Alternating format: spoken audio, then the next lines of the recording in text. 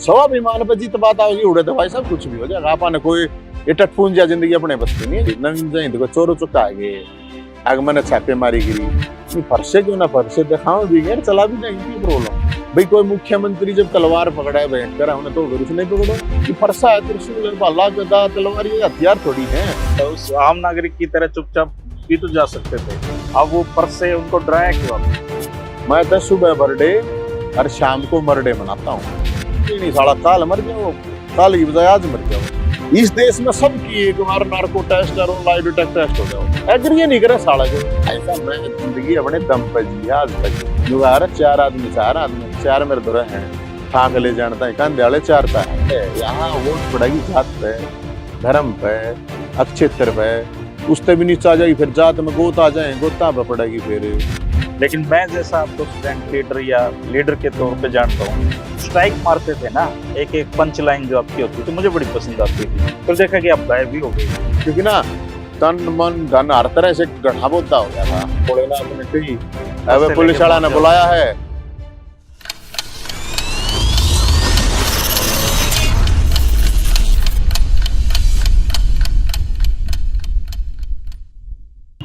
नमस्कार दोस्तों, add PM में आपका स्वागत है। मैं हूं आपका दोस्त धर्मेंद्र कंवारी।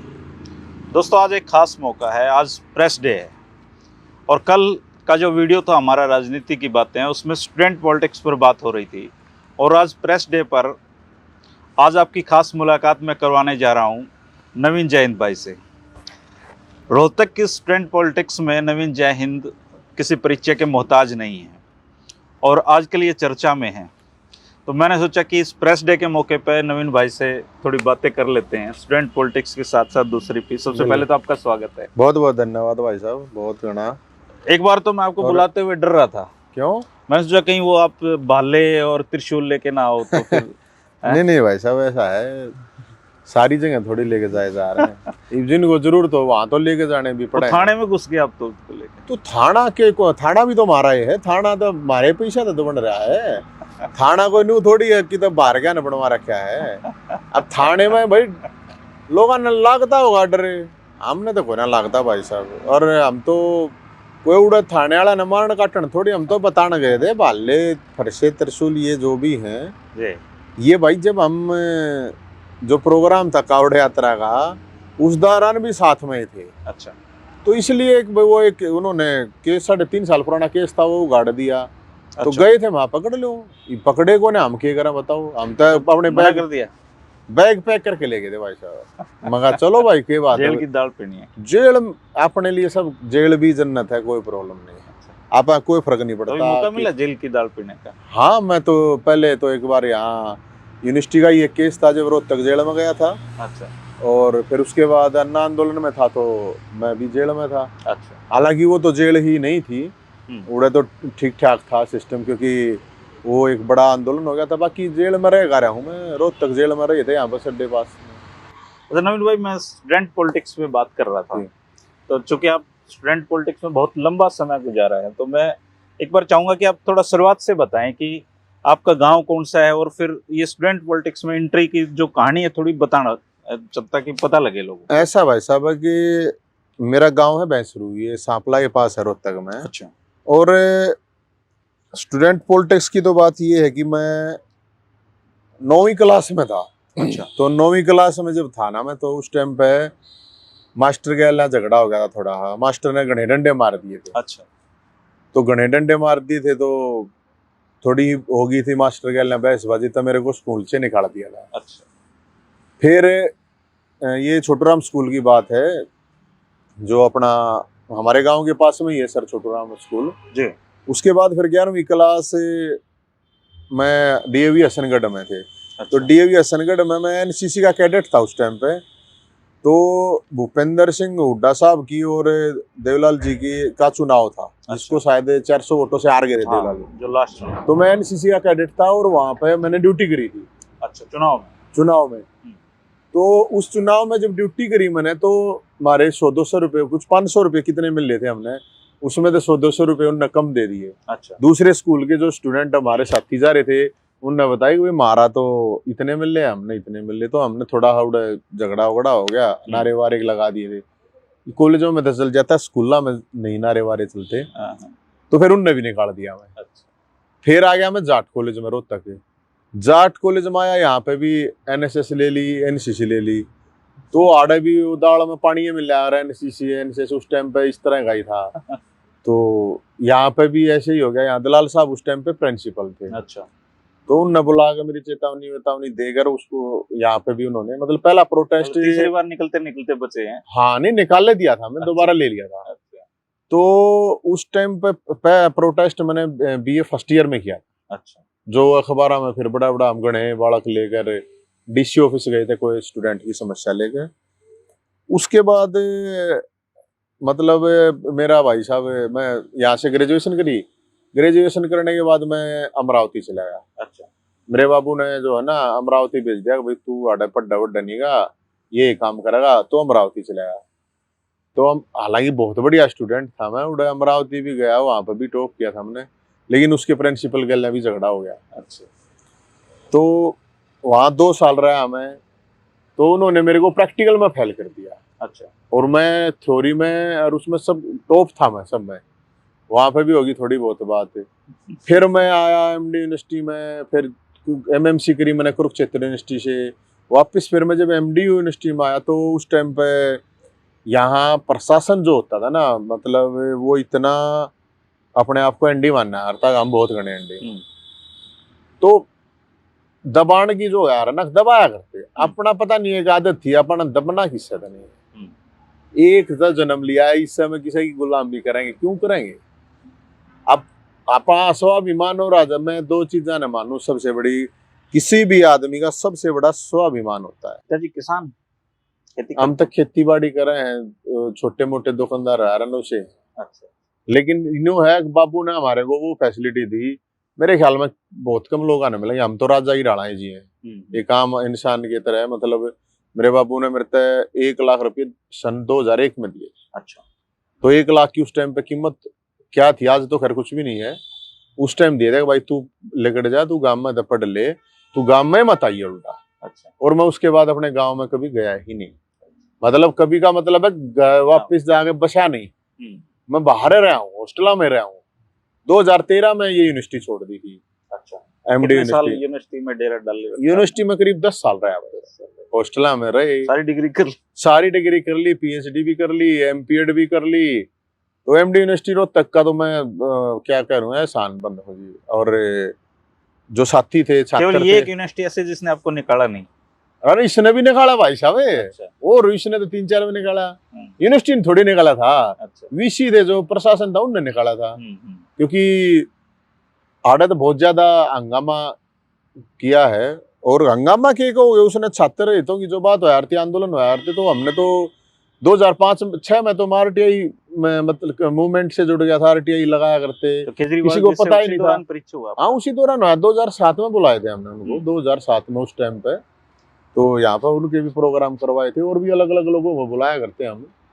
तो यूनिवर्सिटी जो थी ना, एमडी यूनिवर्सिटी थी, और वो जिस तरह से, क्योंकि रिस्क बहुत होता है ना एमडी यूनिवर्सिटी का, तो पता ही है वैसे भी आपको भाई, यूनिवर्सिटी निकाल देगी, वैसे बहुत तरह के पंगे होते हैं।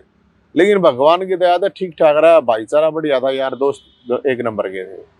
तो उसकी वजह से हमने नहीं किसी को, हमने पर जब हम रहे यूनिवर्सिटी में, तो स्टूडेंट जो उस दौरान रह के गए हैं, 2003 से लेकर 2013 तक जो स्टूडेंट रह के गया है, तो वो बता सकता है कि प्रशासन की किसी की औकात नहीं थी कि किसी छात्र के साथ थोड़ी ही भी गलती करते। हमने नहीं छोड़ा, कोई भी प्रोफेसर हो, चाहे कोई कर्मचारी हो, चाहे कोई वीसी हो, रजिस्ट्रार हो, मतलब लड़ाई हकों की लड़ी भाई, गलत होने नहीं देंगे, ना हम गलत करें ना हम समय। तो वो तो मतलब ये जो आपके नेचर में एग्रेसिवनेस है, ये बचपन से है या फिर थोड़ा जब आप निकालने लगे ना? ये तो मेरे ख्याल में भाई साहब बचपन तक है, ये तो खानदानी टाइप लग गया, लड़ बैठते हो। हाँ खानदानी है, क्योंकि मैं 17 साल का था, मेरे ख्याल में 16 साल का था जब पहली बार झगड़ा होया था हमारा जो, तो उसमें थाने में बैठा था मैं पहली बार थाने में, उनने उसमें लॉकअप में बंद कर दिया था। तो थाना तो बहुत पहले देख लिया था, अब थाने की बात करो आप। ईव तो भाई साहब थाना हो जेल हो कोई फर्क नहीं पड़ता, इधर से काला पानी भेज दो अपना, कोई फर्क नहीं पड़ता। अच्छा, मैं आपकी स्टूडेंट पॉलिटिक्स पे फिर आप पे आगे बात करेंगे। हरियाणा में एक दिमाग में बैठी हुई है बात कि यहाँ पे कास्ट पॉलिटिक्स होती है, इस गांव पॉलिटिक्स भी होती है। लोग अपने, जैसे मैं अपने गांव का नाम लगाता हूँ, खैर मैं पॉलिटिक्स में नहीं हूँ, लेकिन एरिया वाइज पॉलिटिक्स होती है। तो ये जय हिंद टाइटल कहाँ से आया? ये जय हिंद टाइटल आया था कि हमारे दो बड़दन से थे जो नेताजी सुभाष चंद्र बोस के साथी रहे हैं, वो उनके बॉडीगार्ड थे सुभाष चंद्र बोस के, ललतीराम जैन जी, जो अभी एक्सपायर हुए। हाँ, अभी पीछे एक्सपायर हुए हैं। वो हम यूनिवर्सिटी में एक्टिविटी जब करते थे तो क्या था कि उस दौरान मेरा एक साथी था दो बड़दन गाँव का ही, तो बोला यार वो है अरुण न बुला लेते हैं, नेताओं वगैरह से हमारे को इरिटेशन थी, वैसे ही प्रॉब्लम थी, तो मैं यार कोई ढंग के आदमी ने बुलाओ, कोई इस तरह के हो, क्योंकि यूनिवर्सिटी में पहला वर्ल्ड कैंप मैंने लगाया हुआ है, और उसके बाद तो फिर वर्ल्ड उस पे डोनर पे एक पॉलिसी बना रखी है जो आज भी चल रही है, जो बच्चों को एनएससी एनएसएस की तरफ पे मिलते हैं।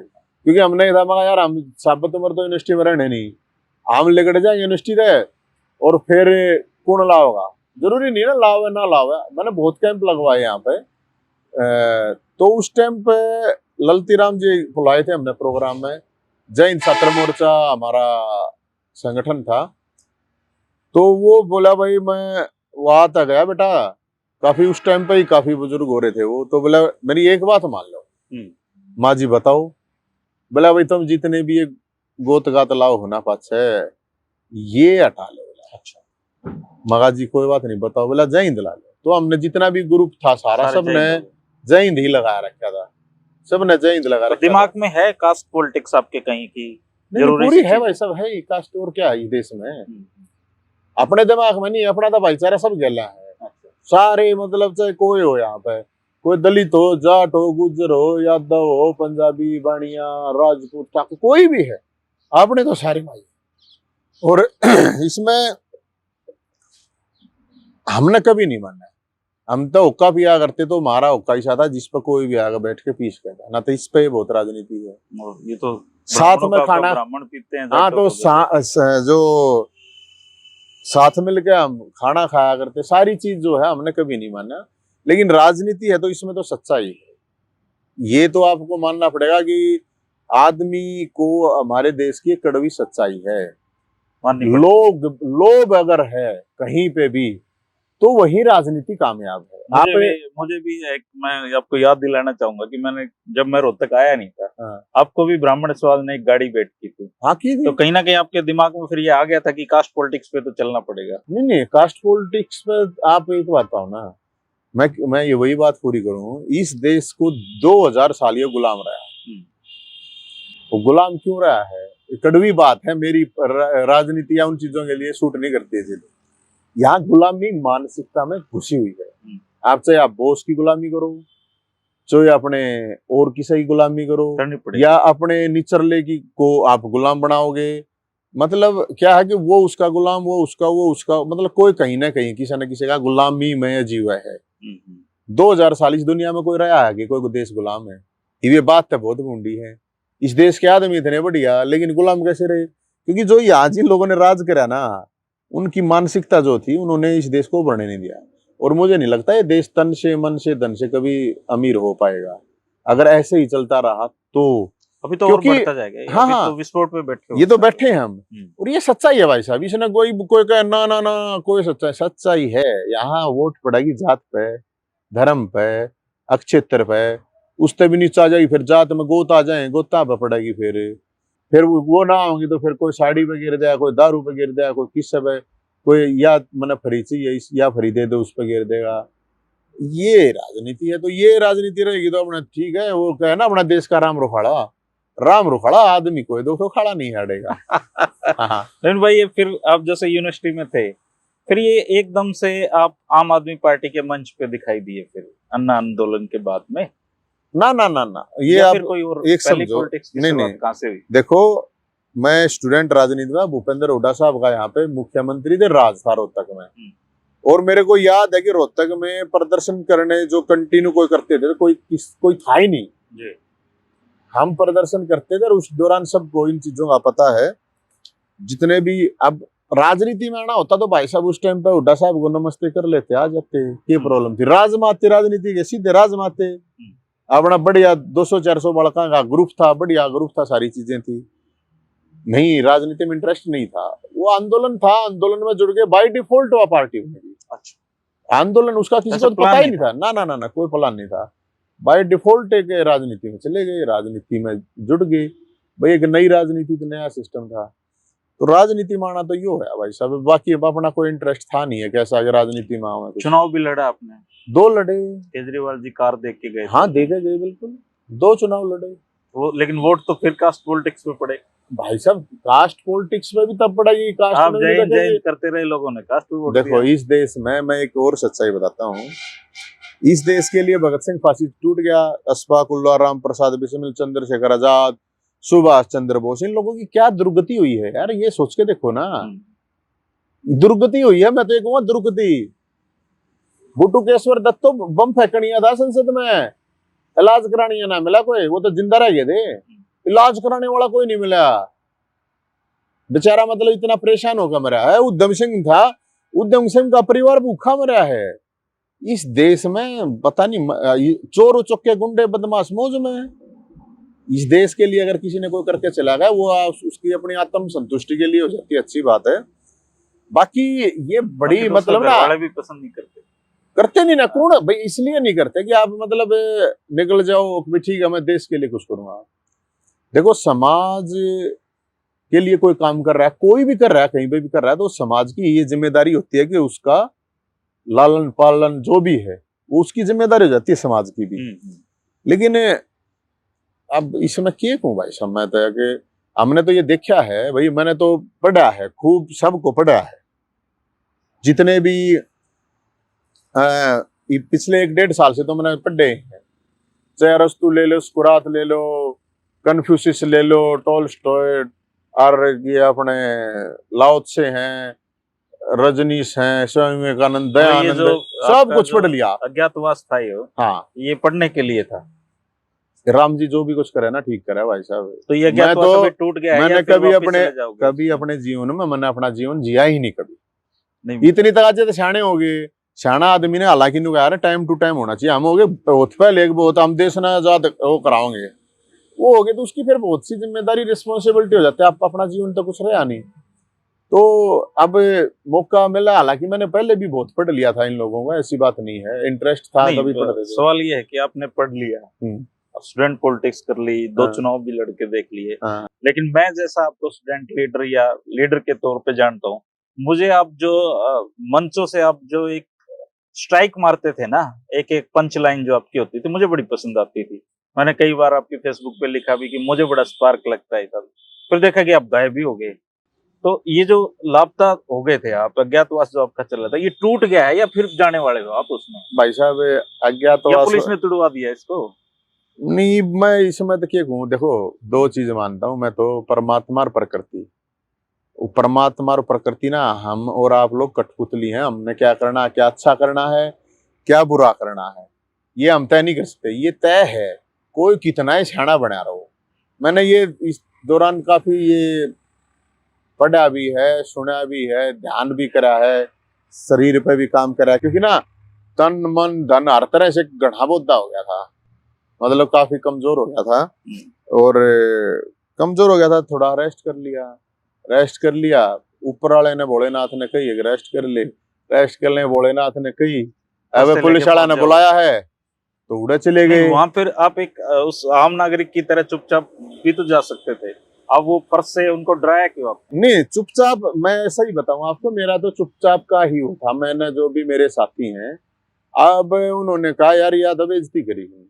अच्छा, अब वो मेरे को भी थोड़ी ही वो लगी, नहीं तो मैं यही कह रहा था, मैं यार मैं चुपचाप चला जा, मैंने कोई अब ढोल लगाने की जरूरत है नहीं, कोई प्रॉब्लम नहीं है। मैंने तो फिर साथी जो थे, मतलब मेरे भाईचारा बहुत तगड़ा है, यार दोस्त, मैं सही बताऊं, उन्हीं के दम पे, चाहे यार दोस्त, घर परिवार, रिश्तेदार जो भी है, उनके दम पे ही हूं ना, तो मैं तो ये काम कर वाला हूँ यार, मेरा केस कुछ व्यवस्था नहीं है, किसी भी तरह की औकात है नहीं।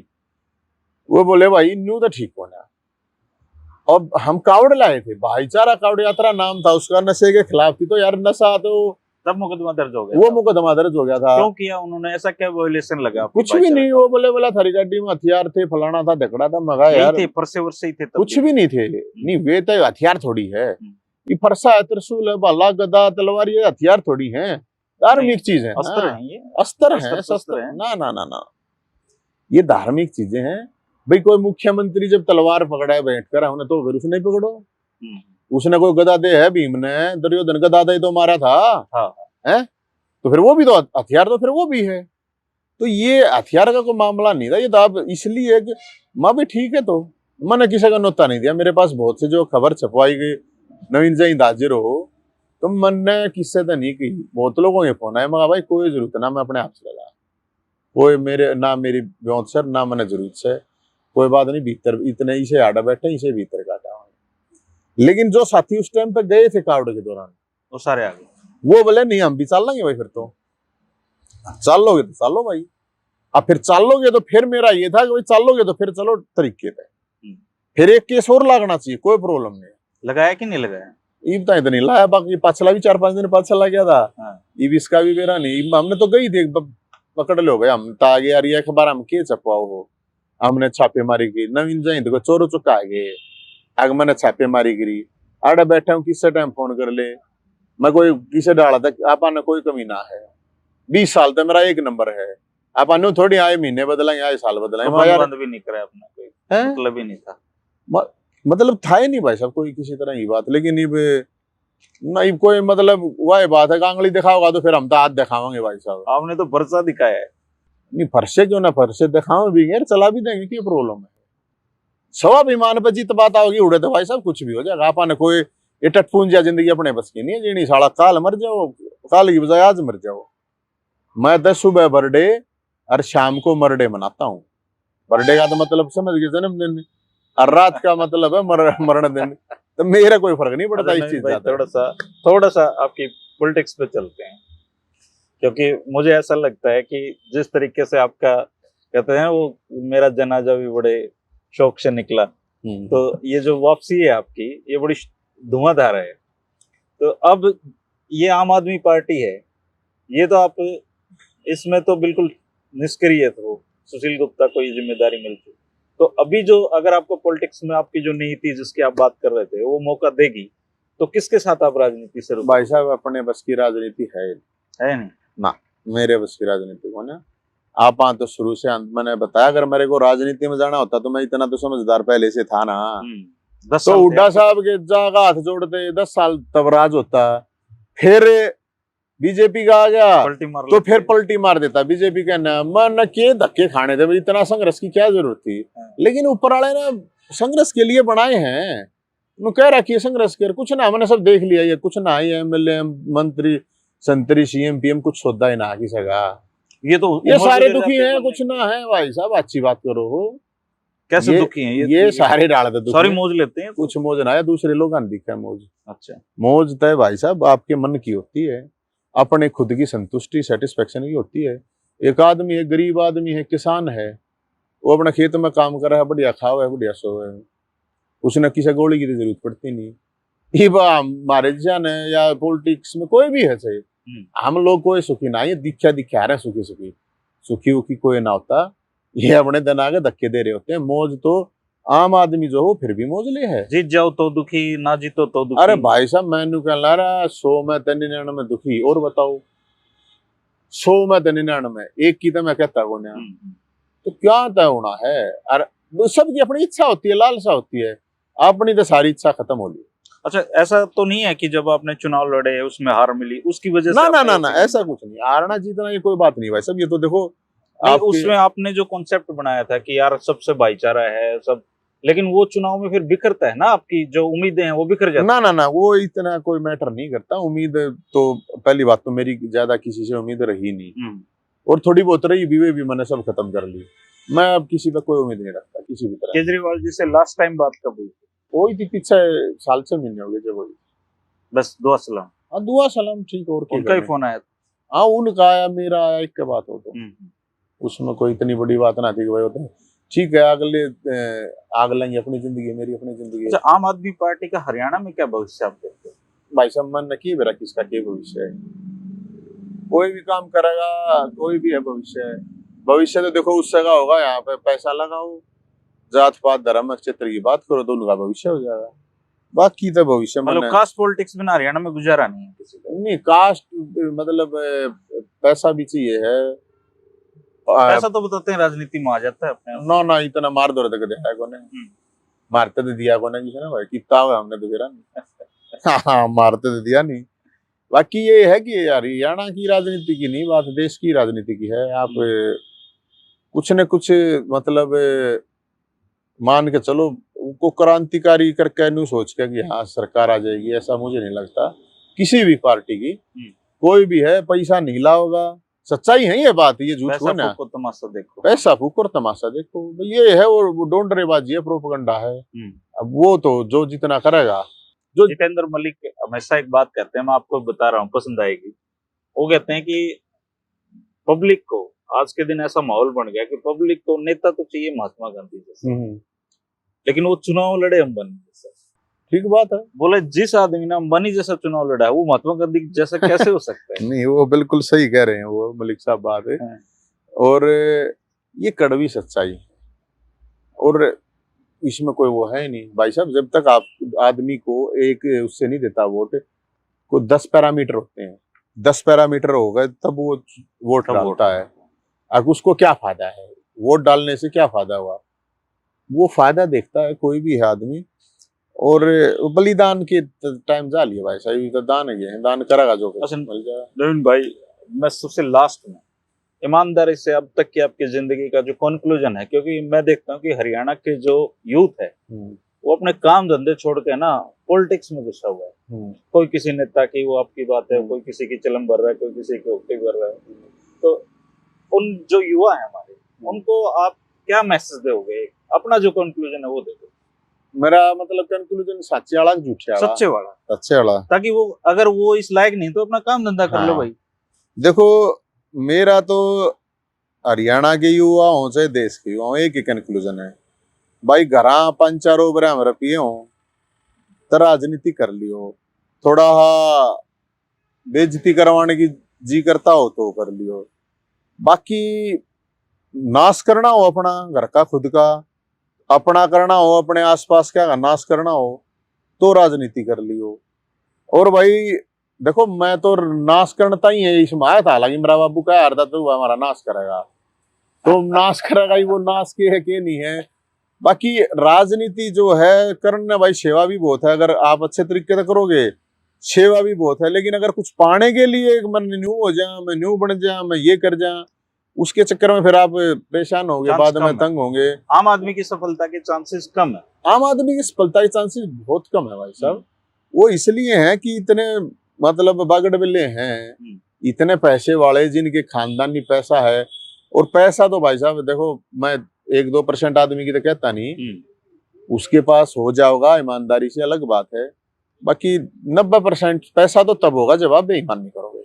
बिना बेईमानी के इस देश में कोई कहता तो मेरे पास पैसा आ रहा है, मैं तो मानता हूँ कोई IAS है, राष्ट्रपति है, राष्ट्रपति प्रधानमंत्री की तनख्वाह ला लो, मुख्यमंत्री की तनख्वाह देख लो, इस IAS IPS ही देख लो, कितने रुपये इकट्ठे कर लेंगे पूरे उस जीवन में? 2 करोड़, 4 करोड़, 5 करोड़, 10 करोड़। ऐसा कौन है आदमी है इस सारा करोड़ तो महीने में यो देश ना कभी डूब जाए, इस देश का भट्टा बैठ जाएगा जब भ्रष्टाचार खत्म हो जाता है।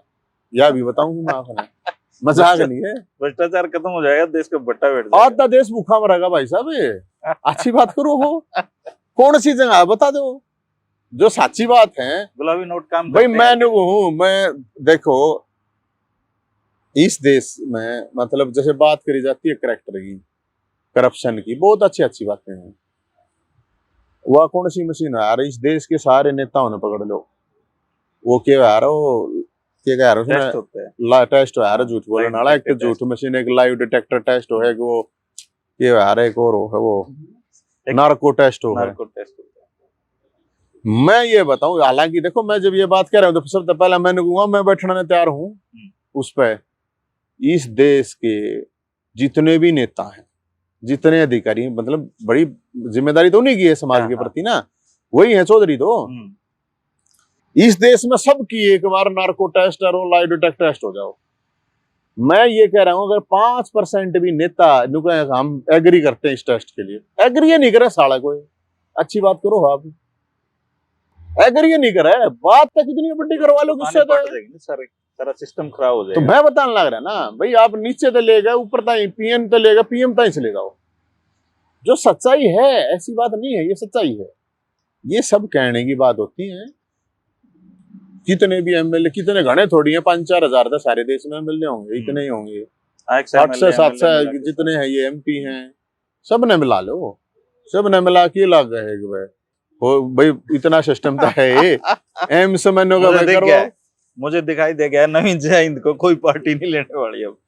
ऐसी मन बातें करोगे तो कोई पार्टी। अरे भाई साहब, मैं जिंदगी अपने दम पे जी है आज तक, ना तो हम कभी किसी के दम पे जिंदगी जीते। जुगाड़ 4 आदमी 4 मेरे दुरे हैं, ठाक ले जानता है, कंधे वाले 4 हैं, 4 मेरे पास है। अच्छा, स्टूडेंट्स पॉलिटिक्स के लिए तो कुछ करते रहोगे आप? नहीं करना है स्टूडेंट्स के लिए ऐसा भाई साहब, करने का देखो कोई तय नहीं है। मैं तो आज की तय बता सकूं, कल की मेरी के तय, मैं के अच्छा कर दूं, बूंडा कर दूं, बेरा पाटा है के मेरा दिमाग में के चढ़ के वो है बोला ऊपर तो क्या आदेश दे दे के करना है। आप अपना कुछ सौदा नहीं है, अपना तो इतना ही है मेरा तो कहना, अगर अपना कुछ तय ही नहीं है, के करेंगे के नहीं करेंगे, ठीक है अपने जो भगोड़ा करवाओगा भगवान करवाओगा कर लेंगे। दोस्तों ये थे नवीन जैन, बातें सुने होंगे आपने, बड़ा मजा आया होगा, मुझे बहुत मजा आता है इनसे हमेशा बात करके। तो बोड़े के आदेशों के इंतजार में है नवीन जैन, और आपके क्या नवीन जैन के लिए आदेश हैं, क्योंकि ये भाईचारे पे ज्यादा फोकस रखते हैं, तो आप जरूर इनको अपना आदेश बताएं कि नवीन जैन को अब क्या करना चाहिए, क्योंकि अज्ञातवास तो पानीपत पुलिस ने इनका तोड़ दिया है। नरी गाड़ा देंगे और क्या कहेंगे भाई साहब। और तो दोस्तों आप जरूर कमेंट करके नवीन जैन को उसके जो आदेश हैं आपके अगले, आप बताएं कि इनको क्या करना चाहिए, क्योंकि अभी फिलहाल ये खाली है। अच्छा तो 8 PM में हमेशा मैं कोशिश करता हूँ कुछ नया हो, कुछ ऐसी बातें हो जो आमतौर पे जो आप देखते हो यूट्यूब पे मिलती हैं, उस तरह की मैं बातें नहीं। ना बिल्कुल ठीक है भाई साहब, जब ये देखो आपका बहुत अच्छा प्रोग्राम है और आप अच्छे पत्रकार हो, आपकी रिस्पेक्ट करते हैं दिल से, और पत्रकारों के लिए तो आज तो वैसे प्रेस डे, मैं वैसे कहूँ मेरे तो बहुत साथी हैं, भाईचारा है, पत्रकारा ने मतलब कुछ भी कह सको आप कि भाई मेरा तो बहुत ही सपोर्ट कभी से क्या 2001 से मैं अखबारों में छपना लग गया था, बड़ा चाह होता है ना शुरू में, लेकिन अब वो भी चाह नहीं रहे कोई, या कितना कुछ है, 20 साल हो गए ये काम करते, बाकी आप हाँ छक जा से पहले मिली सर, और सारी चीजें ना बहुत पहले कर ली, उम्र के हिसाब से आती है ना। हाँ 40 साल का हुआ हूँ, 40 साल में सब कुछ देख लिया, सब कुछ करके देख लिया। मेरे पिताजी मुझे कहते हैं तो उम्र से ज्यादा जी रहा है जिंदगी को ना।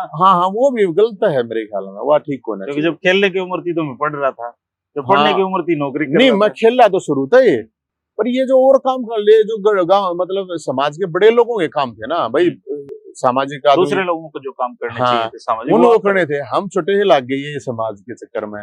और आप लोगों को प्रेस के उस पर बहुत बहुत शुक्रिया दोस्तों, आपने देखा, कमेंट जरूर करना, और इस इंटरव्यू कैसा लगा, इसमें बातचीत इनकी जो साफ गोई आपको कैसी लगी, मैं इंतजार करूंगा। कल फिर मिलते हैं 8 PM में। नमस्कार।